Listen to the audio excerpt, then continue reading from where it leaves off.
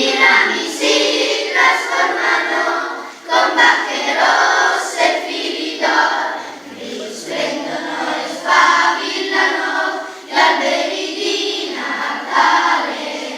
Tra i cantici degli angeli ritorna il bambinello, riposa nel presepio, lo scatta l'asinello.